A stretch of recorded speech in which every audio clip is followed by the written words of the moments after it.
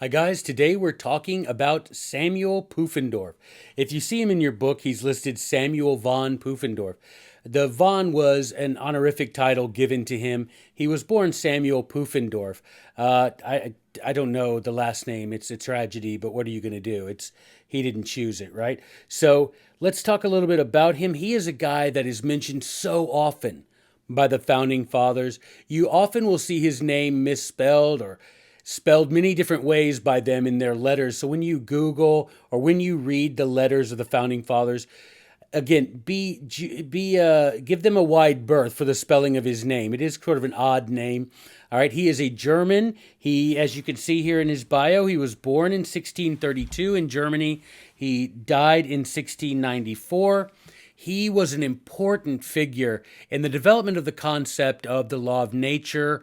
What is our responsibility to each other under the law of nature? So let's look. If you see in the mentioned in section, he's mentioned in Cincinnatus number 5.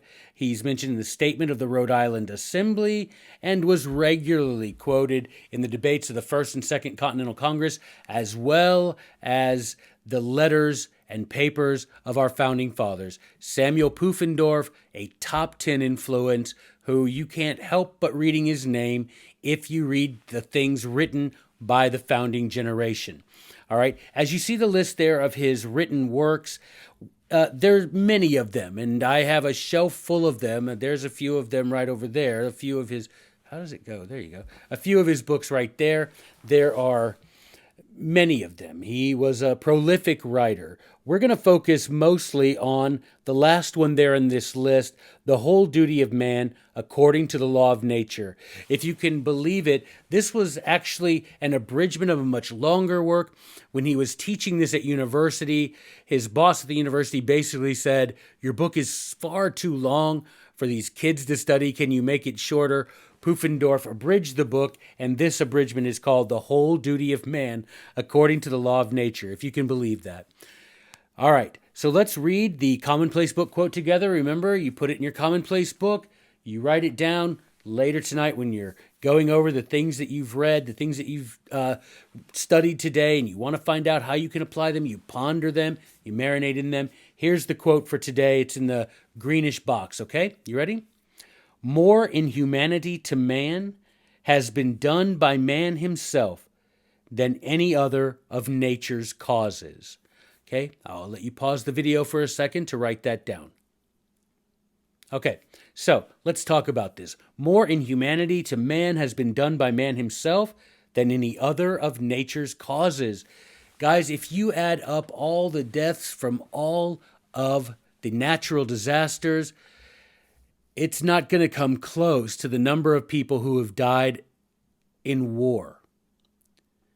Millions of people have died in warfare.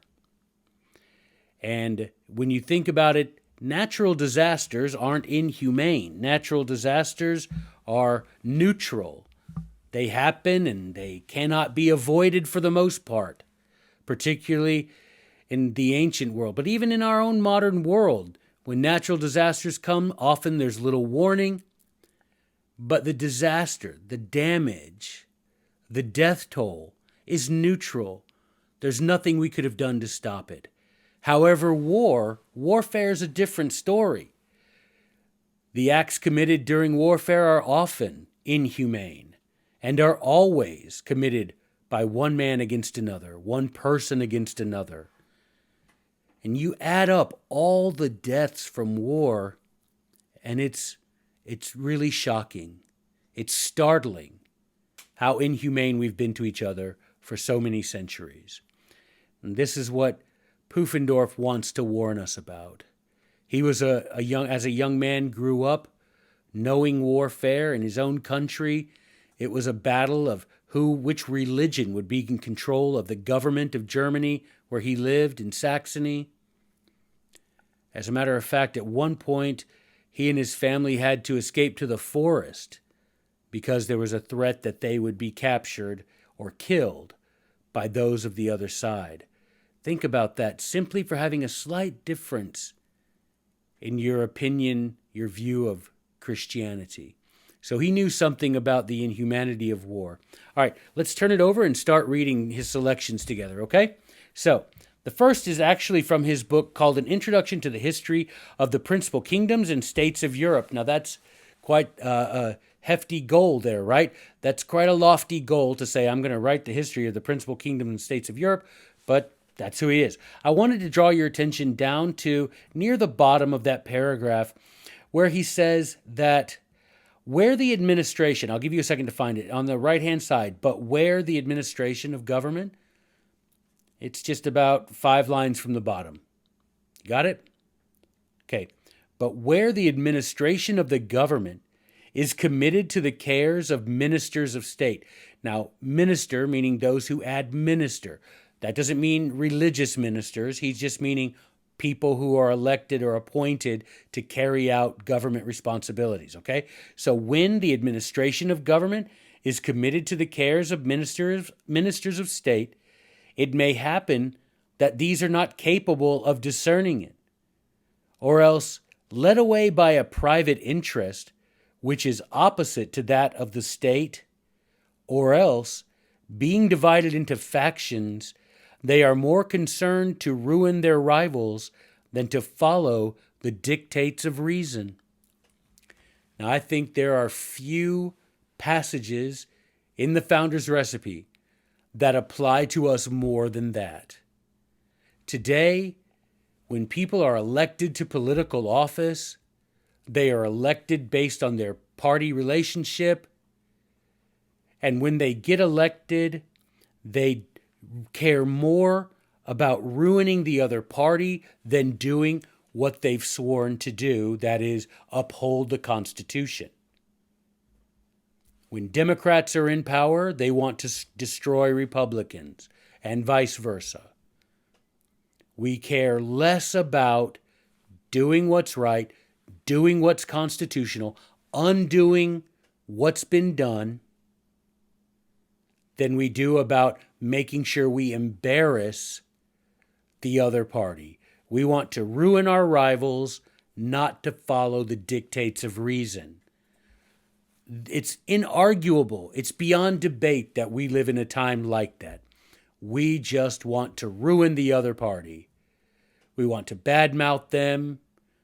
We want to mock them. We want to embarrass them. We want to criminalize their behavior. Whereas someone from our party does the same thing, it's fine. All we think about, not what's true, right, or reasonable, but will this ruin my political rivals? That's all that matters. We live in that day. All right, I want to take you down to the last paragraph there on 110. The last paragraph, this is something so interesting, guys, that I don't think gets talked about very often, and is something that I know that James Madison in his Commonplace book remarked on, and others in their letters remarked on, and that is the 2 types of ignorance, voluntary and involuntary. Puffendorf writes about this because he's talking about how we hold people accountable for their actions. When people get elected to office, how do we know whether they're accountable for what they've done or not? Well, if you assume that they ignorantly do something, well, that's not the end of the debate.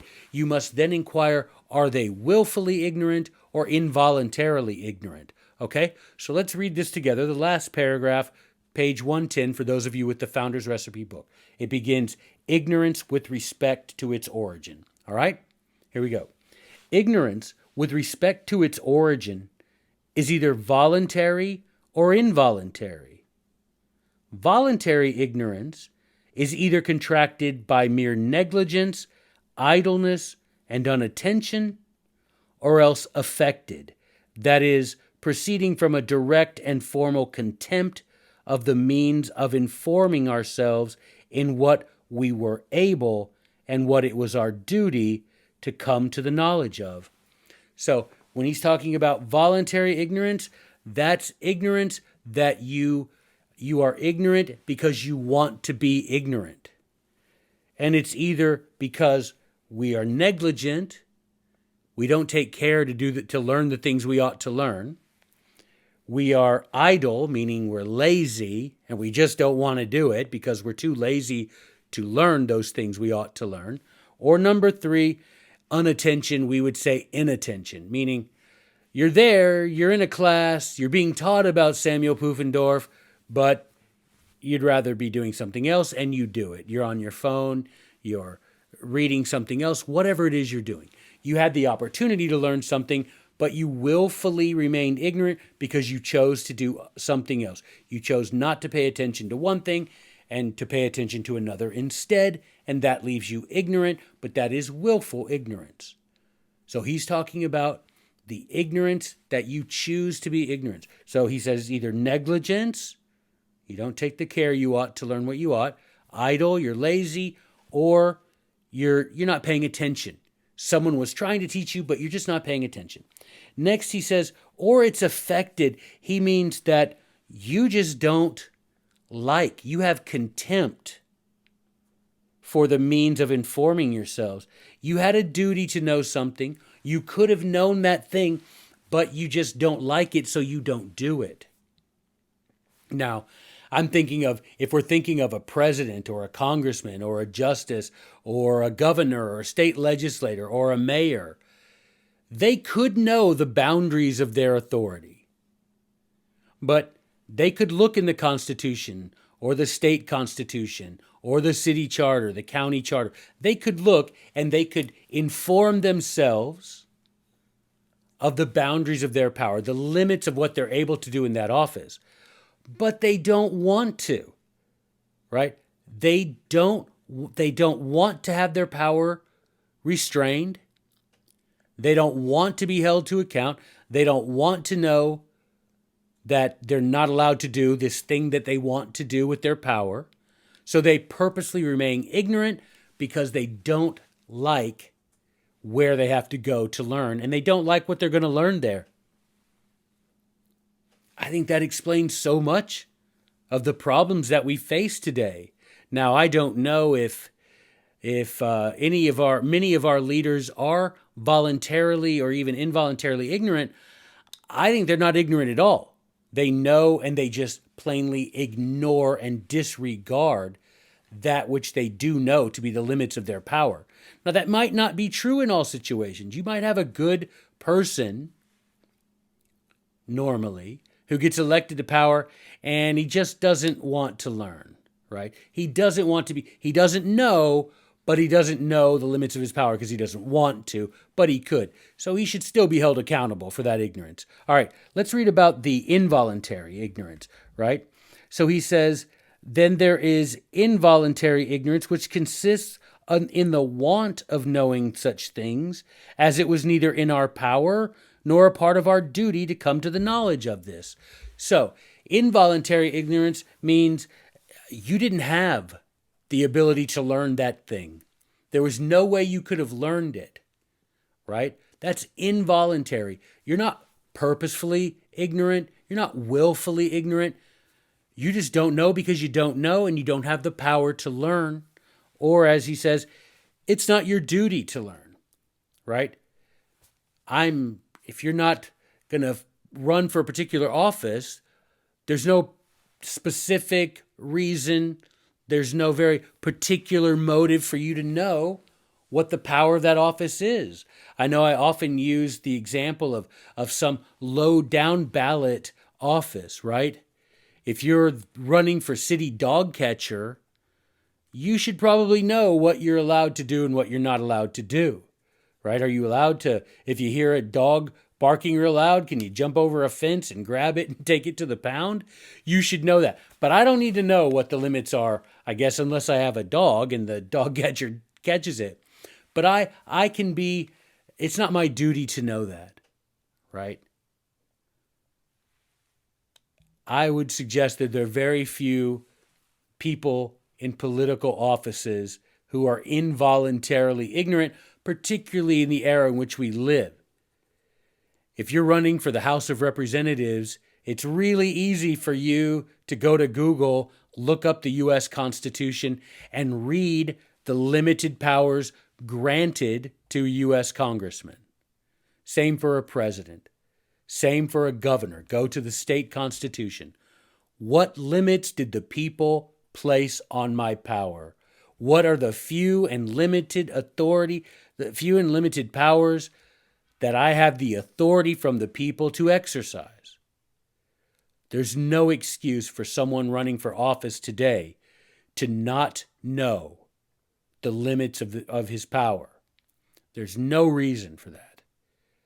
There is no involuntary ignorance today when it comes to people running for office. It's too easy for them to inform themselves. Negligence, idleness, and inattention don't cut it when you're running for an office where you will be granted power by the people. You need to know the limits of that power lest you become a tyrant. But of course, if that's your intention all along, then it doesn't really matter. All right, let's turn the page. Look at the second paragraph down. The other faculty, right? It starts the other faculty. You got that? The other faculty, which does peculiarly distinguish men from brutes, is called the will, by which, as with an internal impulse, man moves himself to action and chooses that which best pleases him and rejects that which seems unfit for him. Now, this is a big deal, guys. Pufendorf is saying another thing that separates us from the animals is our agency, our will, our free will. We can choose whatever seems best for us and reject what we think is not good for us. Now, that may seem simple, but remember the point of his whole book, the whole duty of man according to the law of nature. I want you to think for a second before I jump in and explain what I think he means. What do you think? Why would he point this out? Something that seems so obvious. Why would he point out that mankind, each person, has free will and can choose what he wants to do and not do what he doesn't want to do? Why would he point that out? I believe that the reason he points that out, and I would encourage you to read the whole book, right? The whole duty of man according to the law of nature. Read the whole book. I think one reason he points that out is so that we can understand that when someone chooses, when someone exercises his agency, his free will to do something, he is communicating to us that he thinks that thing is good. And that of all the options available to him, that's best. When he decides not to do something, then he's saying he doesn't think that thing is good. That thing isn't fit for him to do. That's Pufendorf's point. So when we have people that have been elected to political office or appointed to political office, despite what they say, no matter what they say, regardless of the many pretexts they could offer us, whatever they're choosing to do, it's because to them, that's the thing they think ought to be done. And if they don't do something, it's because they think that thing is unnecessary or unfit. Now, how would that apply to a political office? Well, if someone votes for something, they must like that thing. If someone pursues a particular policy, if someone supports a program, it's because regardless of what they say, they think that thing is good. If someone decides to ignore a promise they've made to maintain themselves inside the constitutional boundaries of their authority, but they ignore those boundaries, that's because they don't think the Constitution is important or necessary to be followed. Right? This is the point Pufendorf is making. Think for yourself. Watch what someone does. Pay less attention to what they say. Pay attention to what they do and what they do not do. They choose, for the most part, what they think is best for them out of all the options. And when they don't do something, it's because they think that thing is irrelevant, unnecessary, or unimportant. That's shocking when you think of how often our elected political officials completely ignore the Constitution and the boundaries on power placed by the people in that document. That is shocking to think about. All right, let's go down to the next one. If you go down to the next paragraph, it starts, "But as man is accounted," look down to about 4 sentences down on the right-hand side where it says, "For where an absolute freedom." Can you find that where it says, "For an absolute freedom"? It says, "For where an absolute freedom of choice is wholly taken away, there not the man who acts, but he that imposed upon him the necessity of so doing, is to be reputed the author of that action." If I have to do something, if I'm forced to do something, if my liberty to refuse that thing is taken away, then I am not to be held accountable for whatever act I commit. The person who forced me to do it, who took away my liberty to refuse, that person is to be held accountable for that act. Now, we have that in the law, right? We have the theory of duress, where we say, yes, I did do that thing, but I was being forced to do it.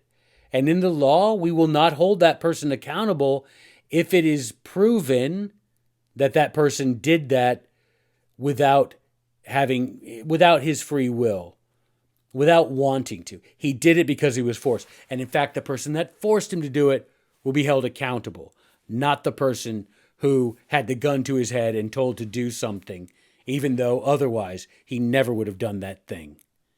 So in government, if the people are forced to do something by their political office holders, then those people will not be held accountable if there was no opportunity to exercise their free will.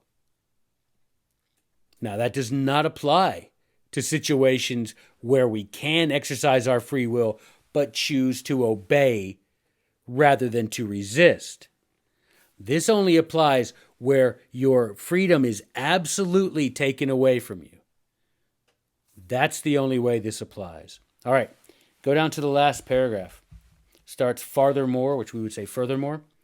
Furthermore, that a law may exert its force in the minds of those to whom it is promulgated, it is required that both the legislator and the law be known. For no man can pay obedience if he know not whom he is to obey and what he is to perform. Now the knowledge of the legislator is very easy, because from the light of reason 'tis certain the same must be the author of the laws of nature who was the creator of the universe. Nor can any man in civil society be ignorant who it is that has power over him. What are we supposed to obey? Well, when it comes to the laws of nature, we know who made those laws, the creator of the universe.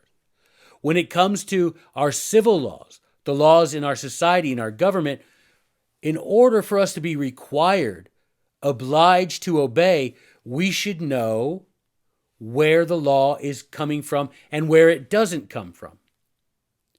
In the United States, when it comes to the federal government, the Constitution of the United States, if you going past the preamble, the first line of the Constitution of the United States says, all legislative powers herein granted shall be vested in a Congress.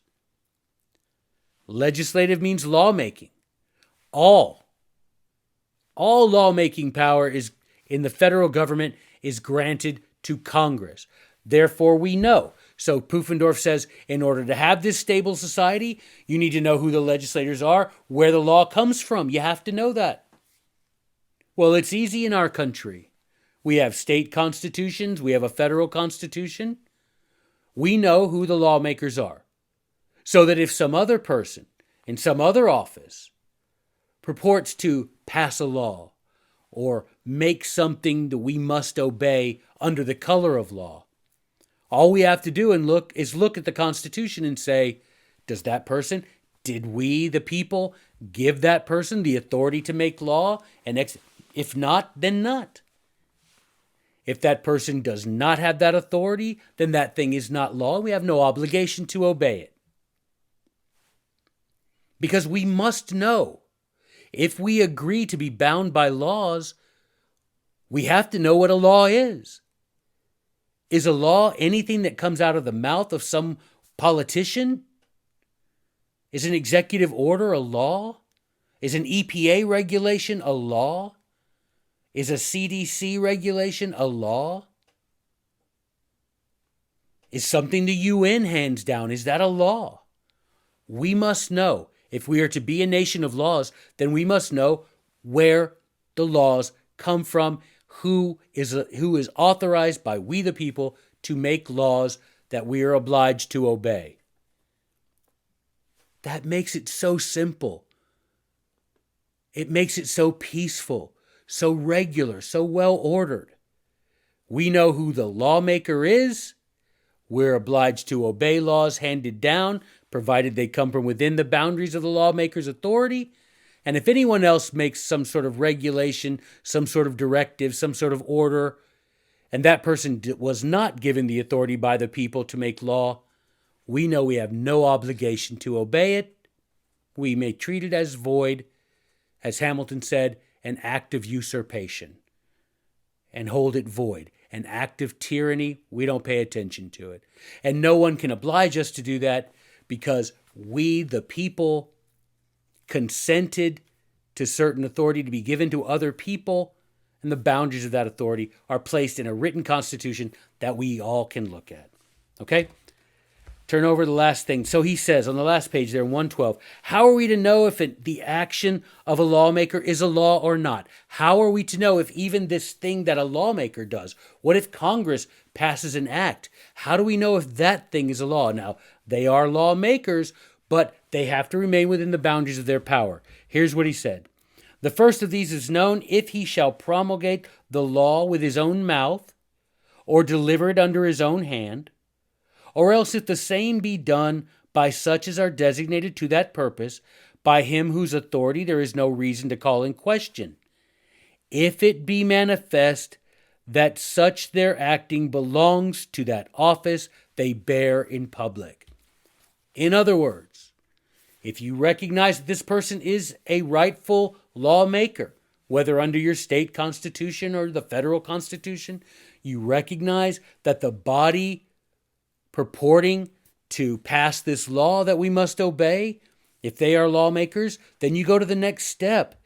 Is it manifest? Is it plain to you that the thing that they're offering as a law belongs to that office? It is made inside the boundaries of the power of that office.